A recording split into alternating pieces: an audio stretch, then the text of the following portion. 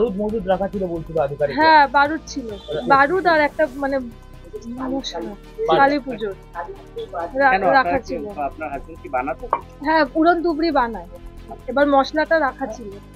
এবার ওই নিয়ে আমরা ছিলাম তো, মানে ঘরে ঘুমাচ্ছিলাম তিনজনই, হঠাৎ করে বাস্ট, আমি ছেলেকে চিৎকার করে নিয়ে ছেলেকে নিয়ে বাইরে বেরিয়ে গেছি। টিভিটা দেখলাম পড়ে গেছে। হ্যাঁ টিভিটা বাস্ট করে গেছে। আমরা ভাবছি কি আওয়াজ একটা হলো, বাইরে বেরিয়ে এসেছি, তারপর ভাবছি কি পিছনের দেওয়ালটা পড়ে গেছে নাকি, ওদিকে না এই ঘর থেকে ধুয়ে বেড়াচ্ছে আর ওরা চিৎকার করে বেরিয়েছে ঘর থেকে। প্রচন্ড বাইরেও ঘুমোচ্ছে, কেউ শব্দ আমাদের ধূপ করে অনেক জোরে আওয়াজ হচ্ছে। কটা নাগাদ হয়েছে? তাও মনে হয় 6:45 এরকম হবে, 5:30 6:30 এরকম।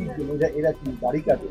আমাদের বাড়ি। এরা কি ভাড়া থাকে? হ্যাঁ কতদিন ধরে বাড়িতে বাড়ি? 4 বছর। কি নাম আমার যারা ভাড়া থাকে? অভিজিৎ সিং।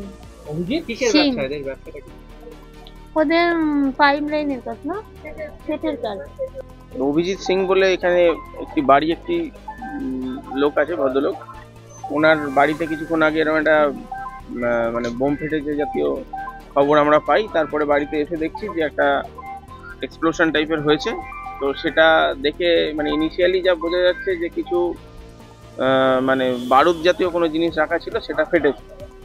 তো এখনো পর্যন্ত ইনজুরি কিছু হয়নি বা কোনো ইনজুরি এখনো আমরা দেখতে পাচ্ছি না। কোনো বাজি বানাতো এরকম ধরনের একটা বক্তব্য বলছে। তো সেটা ভেরিফাই করা হচ্ছে যে আদৌ কি ও যেটা বলছে সেটা সত্যি আছে কিনা, আর বারুদ আদৌ ফেটেছে কিনা না অন্য কিছু থেকে হয়েছে, সেটা ফরেন্সিকে পাঠানো হবে, সেখান থেকে কালেকশন করে জানা যাবে। ওকে কি আটক করা হবে? আমরা এখনো ভেরিফাই করছি, জিজ্ঞাসাবাদ। এখনো পর্যন্ত কিছু পাওয়া যায়নি। কয়েকটা জিনিস যেগুলো নষ্ট হয়েছে আমরা কালেক্ট